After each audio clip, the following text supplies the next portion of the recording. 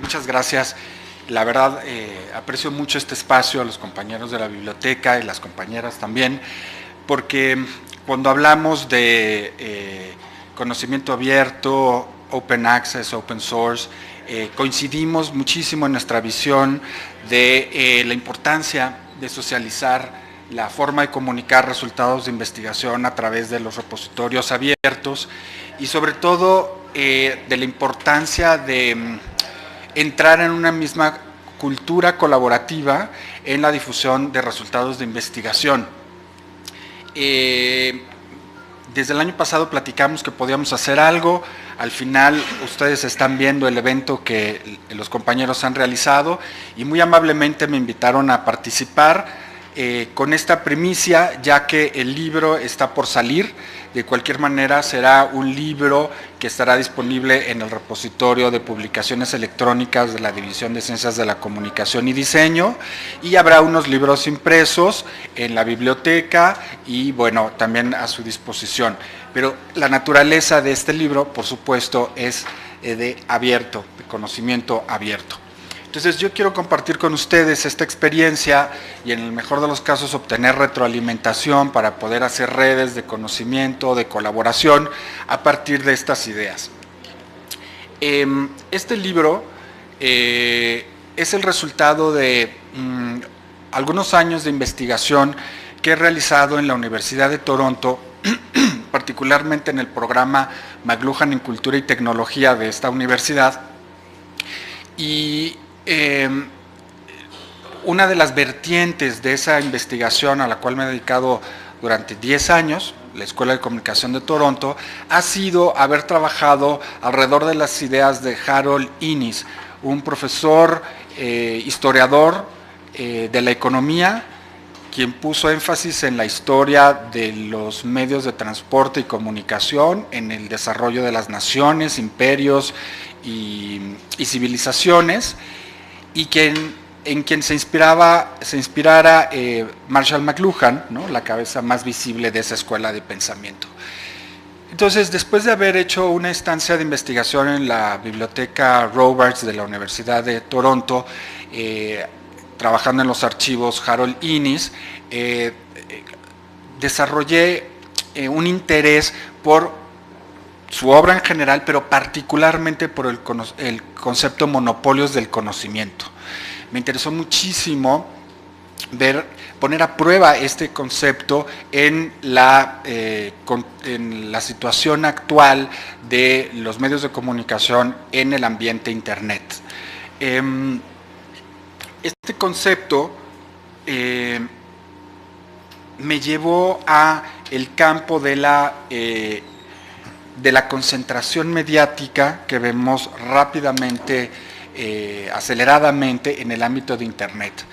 Es decir, en el ámbito analógico veíamos una promesa en Internet, una promesa de socialización, de diseminación del conocimiento, de horizontalidad, de comunicación peer-to-peer, y lo que hemos visto 10 años después, como le ha señalado a Julian Assange, entre otros críticos de este fenómeno de concentración mediática, es que el Internet, con su promesa, se ha vuelto el lugar de la concentración mediática más radical que hemos presenciado en los últimos 10 años.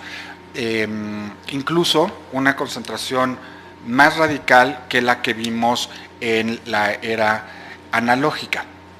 Y ahí el papel de los buscadores de información, como ustedes saben, el papel de Google, Apple, Microsoft, inicialmente ha sido fundamental para facilitar esta concentración mediática. Entonces, lo que yo trato de poner a prueba aquí es esta premisa de los monopolios del conocimiento en un sentido amplio, que es la manera en la que Harold Innis plantea la cuestión, y los retos que enfrentamos en este ambiente Internet, y también pongo de manifiesto las características del Big Data en este contexto de concentración mediática, para finalmente en el libro dejar abiertas las posibilidades de sumarnos a estrategias para preservar la cultura, el conocimiento y la naturaleza relacional de la cultura y el conocimiento, que es lo que está aquí en juego. Entonces, si me permiten, les gustaría mostrarles la estructura, del libro, mismo que estará disponible en la biblioteca digital de la División de Ciencias de la Comunicación y Diseño de aquí, de la unidad.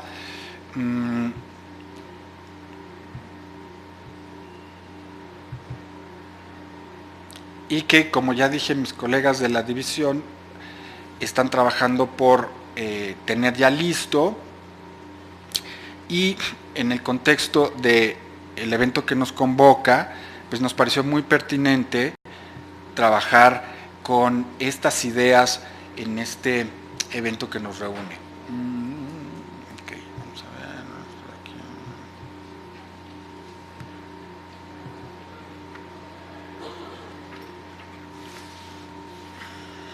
Ok.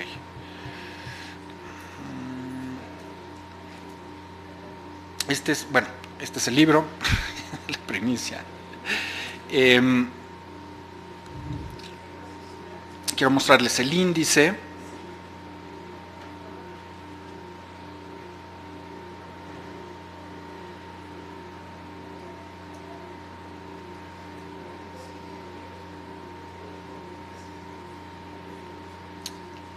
Entonces, la primera reflexión gira alrededor de los monopolios del conocimiento en esta dimensión que acabo de plantear. Es decir, ¿qué define a un monopolio del conocimiento? Y el enfoque que Harold Innis plantea, y en general toda la escuela de pensamiento conocida como Media Ecology o ecología de los medios, es que los soportes de inscripción de la información van a determinar la economía de ese modo de comunicación. El libro por excelencia, desde Gutenberg hasta nuestros días, ha creado no solamente la industria del libro o la industria editorial, sino una forma de relacionarnos con el conocimiento y una serie de grupos especializados en esa industria. Los correctores de estilo, los editores, fotógrafos, formadores, los diseñadores que pasaron de la formación en letra set a digital, aprendiendo nuevas habilidades y conocimientos, los nuevos diseñadores ya nacidos digitales que tienen habilidades también digitales.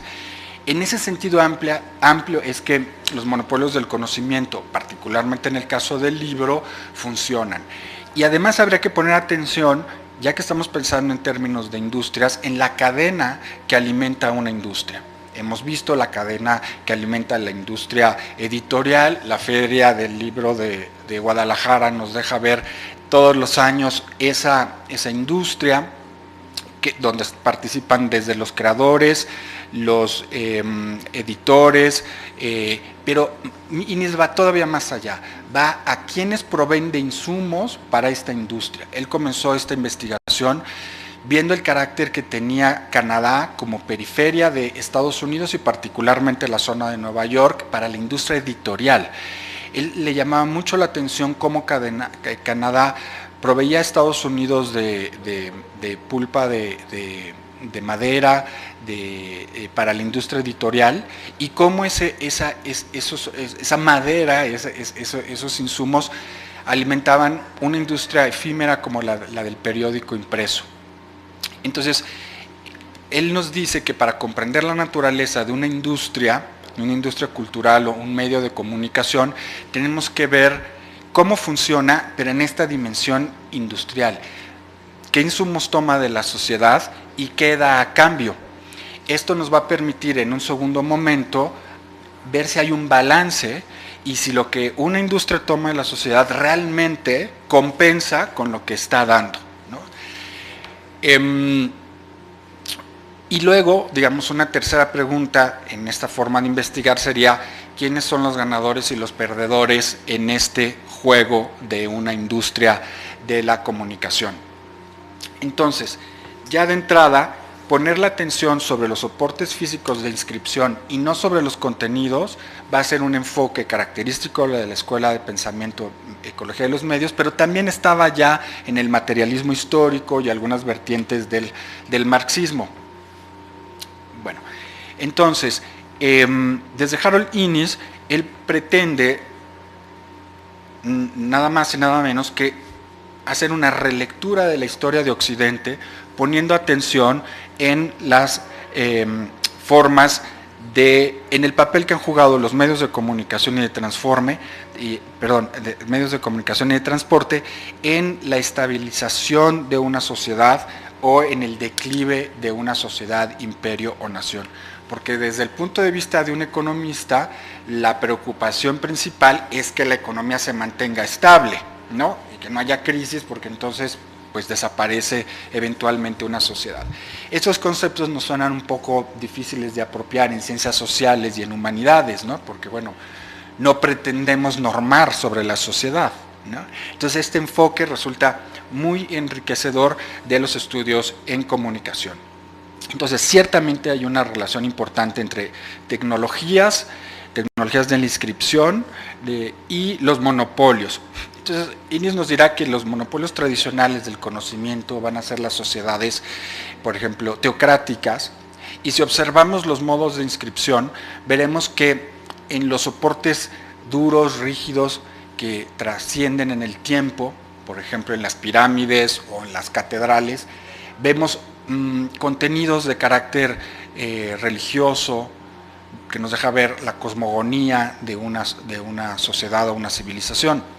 Y si observamos los soportes de inscripción livianos como el papiro, el pergamino, el papel, veremos que son susceptibles de información efímera, tickets diríamos ahora, recibos de compras, pero eso tiene la capacidad de viajar y cubrir grandes extensiones territoriales, lo cual asegura una administración del imperio, nación, sobre el territorio. Entonces Inés nos llevará a preguntarnos cuál sería el balance ideal entre la expansión territorial y la trascendencia en el tiempo de una sociedad. Entonces estas preguntas son fascinantes para cualquier estudioso en ciencias sociales e incluso en humanidades y ciertamente en ciencias de la comunicación. Este método lo aplica a los egipcios, a los griegos, a los chinos y a particularmente Occidente, Europa y Estados Unidos en particular. Bueno, utilizando el concepto de Tecnópolis de Neil Postman, veremos que estamos en el contexto del Big Data en un punto en el cual la tecnología ya abrazó todos los aspectos de la sociedad. Es decir, de acuerdo a Neil Postman, tendríamos 3 momentos de las sociedades con respecto a la manera de apropiarse de la tecnología. Las primeras sociedades que utilizan la tecnología como herramienta para hacer lo que tienen que hacer, pero las tecnologías están lejos de incidir en la concepción mítica, religiosa, incluso económica, política de una sociedad. Luego habrá un momento a partir de la revolución industrial en donde las tecnologías comienzan a ser determinantes en el desarrollo y concepción de una sociedad. Digamos que hasta la revolución industrial, ya desde la revolución mecánica, de la reproducción mecánica de la información, veíamos ese papel preponderante de las tecnologías, pero no lo llegaban a dominar todo. Entonces, cuando Neil Postman titula su libro Tecnópolis, la muerte de la cultura ante la tecnología, lo que nos está diciendo es que estamos en un tipo de sociedad, Tecnópolis, donde la tecnología ha absorbido todos los otros procesos y se ha vuelto un proceso ideológico y un proceso que guía las visiones de una sociedad en su conjunto, incluso de civilizaciones. Entonces estamos en la Tecnópolis. Con digamos, esa hipótesis es que abordo el segundo capítulo, donde planteo las características del Big Data. Como ya he dicho, Harold Innis nos dirá que para comprender una tecnología habrá que preguntarnos cómo funciona, qué elementos toma de la sociedad y qué da a cambio, y a quiénes beneficia y a quiénes deja en el camino. Entonces, en el caso del Big Data, se describe esto, digamos, aquí no es el momento para hablar de ese tema en particular, pero ciertamente, como ustedes saben, en el ambiente Internet, en las propiedades que tiene la nube, podemos identificar características del Big Data. No es un repositorio muy grande, a pesar de que es Big Data, no es solamente lo grande lo que la caracteriza. Probablemente la característica más predominante desde mi punto de vista es que es iterativo. Es decir, que la información se va a seguir cotejando con otras informaciones, cruzando información y enriqueciendo las cadenas de conocimiento a partir de datos e informaciones. Y bueno, además de que estamos, como ya dije, en la Tecnópolis, donde ahora colectamos datos que antes era imposible colectar, ¿no? Como ustedes lo saben, entradas, salidas, reconocimiento facial, toda la información que recolectan GPS, etcétera. Entonces, ahí se plantean algunos debates respecto a la importancia de utilizar responsablemente los datos, la información y el conocimiento. Finalmente, en el capítulo 3 entra el tema del conocimiento abierto. Y entonces, en el tema del conocimiento abierto, me parece que resume una estrategia de contención frente a la vorágine de las industrias y las inercias institucionales por recolectar datos y no poner tanto interés en el procesamiento de esos datos para extraer valor y mucho menos en el desarrollo de industrias de un tercer sector que desarrolle tecnologías específicas para utilizar esos datos o esas informaciones en beneficio del dominio público y el bien común. Es decir, parece que en el estadio en el que estamos actualmente, el bien común no es el fin por el cual se están trabajando las empresas y los gobiernos. Por el contrario, se está enfatizando, como lo ha señalado Edward Snowden, Chelsea Manning y otros whistleblowers, en la recolección masiva de datos, vulnerando la vigilancia, a través de la vigilancia masiva, vulnerando la privacidad, y no se está apostando por desarrollar industrias que aprendan a procesar los datos que tenemos para tener resultados prontos y expeditos. Por ejemplo, en el caso de Estados Unidos, que les preocupa muchísimo no tener ataques extremistas o terroristas, y bueno, en México le podríamos sacar mucho uso también para prevenir situaciones como las que acaban de suceder en Culiacán, solamente por poner un ejemplo. No se está apostando a eso, no se está apostando al sector del desarrollo de aplicaciones que permitan utilizar esos datos. Seguimos en ese primer momento de recolección sobre la base del control.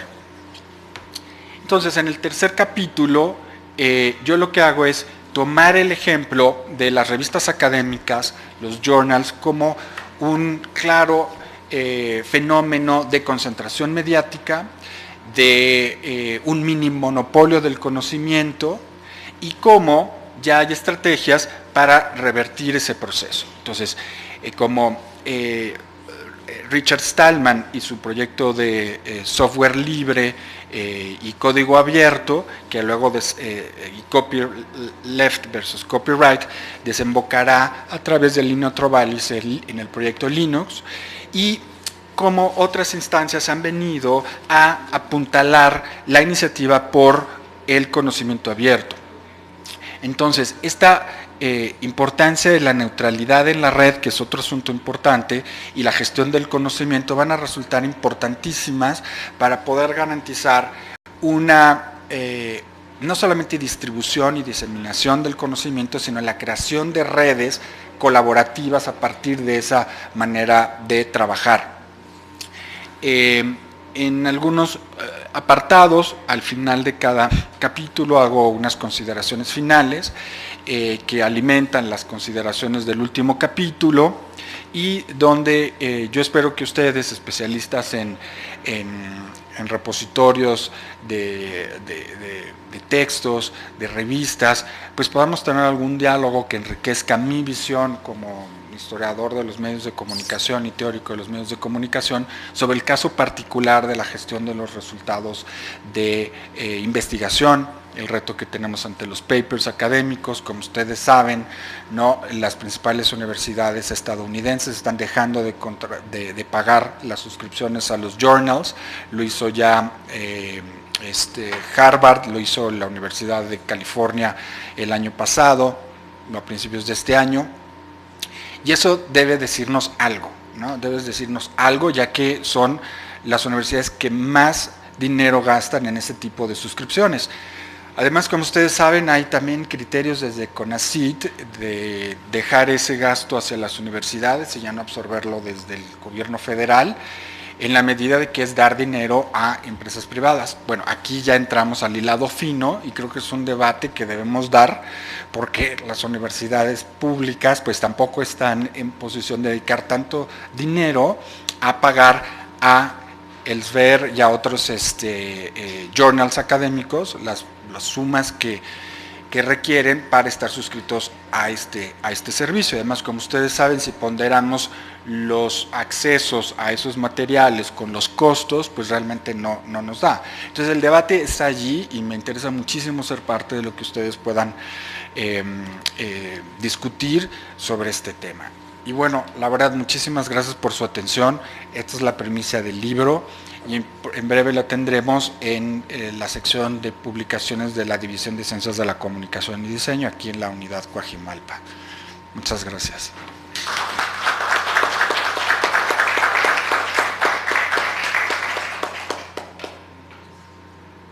¿Tienen alguna duda o pregunta, comentario hacia el doctor? ¿No? ¿Sí?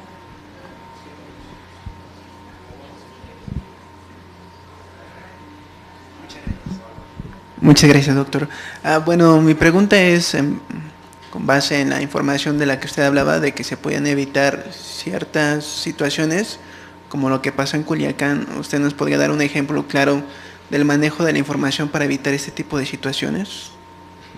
Bueno, yo puedo decirles que hay especialistas que saben hacerlo, no les diría yo exactamente cómo, pero me puedo aventurar a decir que, bueno, el sector de procesamiento de datos y recolección de datos, particularmente por la Home Security en Estados Unidos, el programa Pegasus que compró el CISEN de México, que son programas para recolectar muchos datos, y como nos ha señalado Edward Snowden, hay tres sectores en el sector de la recolección de información y seguridad nacional. Están la recolección de datos por un lado, luego el procesamiento de datos como un segundo nivel, y el tercer lugar sería la creación de aplicaciones creativas para dar servicios o salidas con esos insumos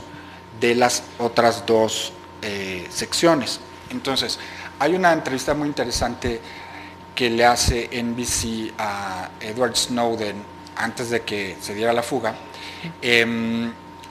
hablando de los ataques a las Torres Gemelas. Entonces dice, ya teníamos la información, o sea, el gobierno estadounidense ya había recolectado toda la información sobre las personas que realizaron esos ataques.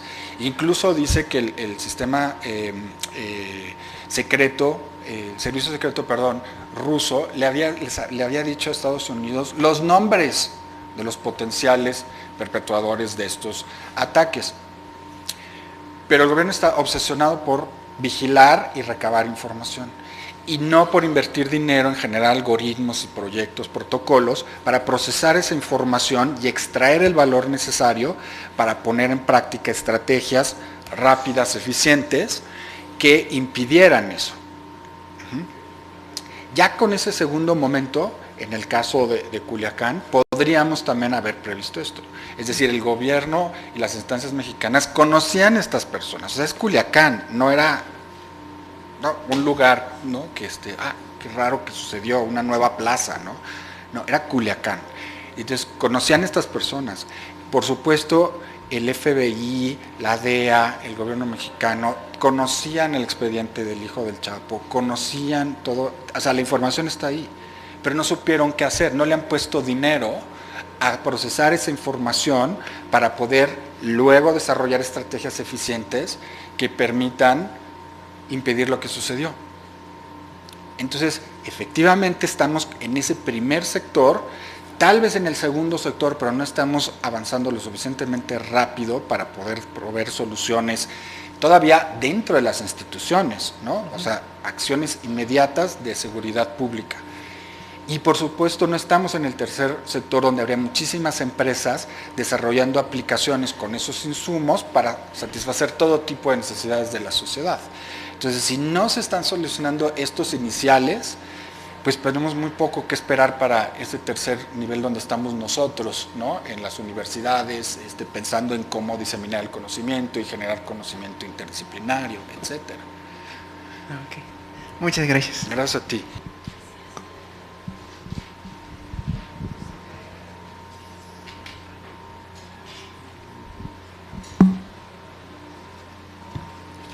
Hola. Bueno, creo que ahorita, por ejemplo, de lo que justamente comentaban, uno de los ejemplos fue lo que sucedió con British Analytical, ¿no? Lo que sucedió con Facebook cuando British Analytical, el académico que idea el algoritmo, se roba todos los registros de Facebook y con eso marca tendencia, hace lo que usted comentaba, ¿no? Empieza a manejar con ese algoritmo la información, y a raíz de ese algoritmo fue que se empezaron a dar las tendencias en cuanto a lo que era las votaciones de apoyo a Trump, ¿no? Y fíjese que, por ejemplo, aunado a ello, unos meses antes de que fuera, tengo un amigo que está en Monterrey, Nuevo León. Curiosamente, en ese periodo de tiempo eran las campañas presidenciales aquí en México con este Obrador. ¿Y a qué empresa cree que contrataron en México para poder para la campaña en Morena? Fue a British Analytica. Cambridge Analytica. Sí, Cambridge Analytica, la contrataron. ¿Por qué? O sea, ¿por qué se lo digo? La persona que conozco es invitaron, trabajan en una fundación, es de las más fuertes en Monterrey, y invitaron al académico que idea el algoritmo, ¿no? Y justamente los colores que tenía, que se utilizaron en la campaña y este tipo de cuestiones, con eso fue que empezaron a manejar la campaña, porque eso al menos era lo que ideaban.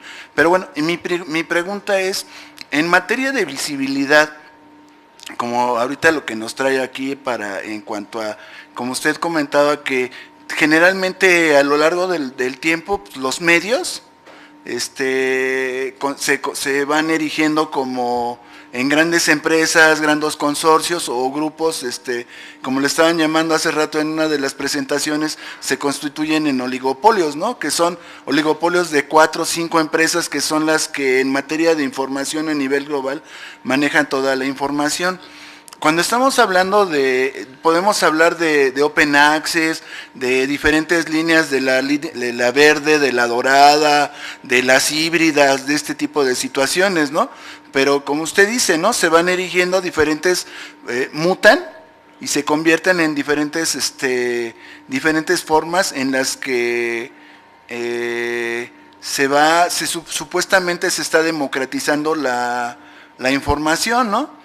Pero finalmente, en términos de CONACYT, por ejemplo, CONACYT le invierte mucho dinero anteriormente en los gobiernos anteriores y a nivel latinoamericano, se van por el Open Access, le crean proyectos como en materia de revistas, es el OJC, que es el Open Journal Software, que es también de Open Access. También viene el DSpace y algunas otras cosas, ¿no? CONACYT pone sus reglas de operación y le da apoyo a lo que son las instituciones. Las instituciones crean lo que son sus repositorios institucionales y pues ya los liberan y le dan visibilidad a las publicaciones que tienen las instituciones, ¿no? Pero a nivel internacional, finalmente, hay proyectos como el de DOAG, que es de Open Access, también en materia de libros, es decir, pero finalmente cuando uno entra a ese tipo de proyectos, vemos que uno puede descargar lo que son las bases de datos. Y finalmente también así hay software que también es de acceso libre, que hace la cosecha, o sea, uno baja la base de datos, hace la cosecha de acuerdo a las temáticas que uno quiera y hace el filtro de esos metadatos que ya bajamos, ¿no? Pero sin embargo, por ejemplo, en México está muy en pañales esa parte que usted justamente está diciendo. Y como estamos en una transición, mi pregunta sería, ¿cuál es su visión en cuanto a ese tipo de proyectos que están pues creando una tendencia a nivel educativo de democratizar la información, ponerla en acceso libre? Estaban comentando hace rato que también, por ejemplo, uno de los filtros puede ser la IP, nada más puede uno ver los registros, pero no tiene uno acceso a los textos completos. Igual ahí hay acuerdos institucionales o algo así, ¿no? Pero ¿cuál es cuál es la visión que usted le da en esa política de gobierno? Porque ahorita esa parte ya es muy incierta. Sí, volviendo a este esquema de 3 momentos, la recolección de datos, el análisis de los datos y la generación de algoritmos, aplicaciones que permitan extraer y brindar valor a la población en sus diferentes sectores. Yo creo que el sector en el que ustedes están tendría que invertir, pensar en cómo procesar los insumos que tienen con los papers que ya tienen en Open Access y cómo hacerlos llegar de manera puntual a los diferentes consumidores, lectores, investigadores de temas específicos y problemáticas en particular. Porque me parece que lo que han enseñado las diferentes transiciones tecnológicas es que, como decía Marshall McLuhan, vamos hacia adelante, pero pensamos como en el pasado, es el efecto retrovisor, vamos hacia adelante en el coche, pero vamos viendo en el pasado, porque solamente tenemos el referente del pasado. Entonces, creo que estamos entrando al ambiente del Open Access, pero seguimos pensando en términos de journals y de papers, y no estamos entendiendo cómo este nuevo ambiente algorítmico nos demanda otra forma de abordar la cuestión. Sí, claro. Y no solamente en limitarnos a difundirlo mejor o hacerlo llegar mejor o tener mejores índices, ¿no? Sino entrar a la lógica de los buscadores, ir cada vez más a los buscadores semánticos y a búsquedas semánticas, y todo esto acompañado de las licencias en regla, ¿no? Sí, claro. Porque aquí la clave, como Richard Stallman y los creadores del software libre y del Open Access, un software solo tiene sentido si muchas personas participan colaborando para enriquecerlo. Y eso es lo que Microsoft no quiso hacer en un principio, ¿no? Y que lo que sí hicieron los predicadores del Open Access. Y eso ha ganado muchísimo, porque ese modelo colaborativo a nivel mundial enriquece muchísimo las posibilidades de creatividad frente a una visión monopólica. Y eso tendríamos que incentivar en este momento en el que estamos, ¿no? de transición y de familiarización con los nuevos repositorios y las nuevas licencias, ¿no? Para colaborar e incentivar que nuestro trabajo no sea solamente de diseminación del conocimiento, sino de propiciar redes de colaboración para creación de un tercer conocimiento. Es decir, tenemos una premisa mayor, una menor, y tendríamos que llegar a una conclusión que sería diferente de los papers que estamos propiciando o poniendo a disposición de los investigadores. Y ahí es donde se requiere creatividad, trabajo interdisciplinario, generación de aplicaciones, identificación de problemas específicos de los investigadores, y entonces, ¿no? Ya nuestro trabajo como bibliotecarios o autores ya pasa a un segundo nivel en el que la verdad no estoy seguro que estemos comprendiendo cuál es nuestro papel. es muy complejo y implica dejar detrás el modelo en el que veníamos y donde nos sentimos muy a gusto, ¿no? Porque bueno, yo escribo, lo paso al editor, el editor lo hace, lo publica quien lo publica, la casa editorial, la biblioteca ahí está, lo subimos y ya, pero seguimos pensando en el modelo, no quiero decir anterior, porque todavía estamos en transición, ¿no? Como muy bien señaló usted, y ese es el reto. Gracias a usted. ¿Alguna otra pregunta? Sí, Didier.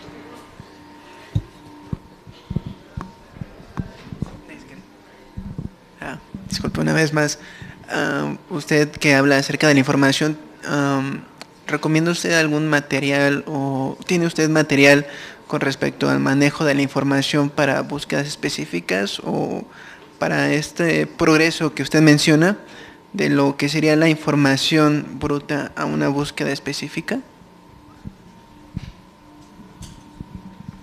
Muy buena pregunta. En las referencias bibliográficas que hay en el libro aparecen varias iniciativas de tanto en Open Access o de trabajo colaborativo como el que hace el proyecto GNU, GNU de Richard Stallman, y tendríamos que ir como a lo específico, ¿no? O sea, búsquedas o sea, solo de papers o búsquedas semánticas o qué tipo de búsquedas, porque bueno, el mercado de los search engines, ¿no? De los buscadores, pues está en auge, ¿no? También muy monopolizado por las grandes compañías, pero ciertamente hay mucha gente trabajando en ese sector. No sé, hay trabajos muy interesantes que vinculan incluso las búsquedas con geolocalización, o sea, búsquedas no solamente semánticas, sino geolocalizadas. Pero tendría que pensar en un ejemplo en particular. Por ejemplo, en el ámbito científico, por mencionar algo. Bueno, usted, aparte de este libro, estará manejando otro proyecto para este tema acerca de manejo de la información específico. Bueno, con mis colegas del Departamento de Tecnologías de la Información, hemos trabajado cosas pero más específicamente procesamiento del lenguaje natural en las ciencias sociales, no tanto buscadores de información, sino que ellos lo que hacen es desarrollar lo que llaman crawlers, ¿no? Para bajar información de internet, o sea, así a grandes, rasgándolo, como sería la traducción, y con el desarrollar crawlers te permitiría tener información muy específica para luego ser procesada con un programa un poco más sencillo. Entonces sería una combinación entre crawler y un procesamiento de datos. La verdad es que el tema es fascinante. Nosotros en comunicación trabajamos con diseñadores en visualización de datos, entonces ya también hay programas que permiten hacer esa visualización de datos, como la plataforma Plateau, Tableau, y hay muchas formas de poner a trabajar pequeños buscadores que pues, pueden hacer a un nivel muy sencillo con plataformas ya existentes, pero depende cómo quieras customizar esa red de programas o de algoritmos para tu investigación. Ok, ya estamos fuera de tiempo. Los invitamos por favor a tomar un lunch, ya hace hambre, aquí afuera están el lunch, y a las 2 los invitamos a regresar, va a ser la presentación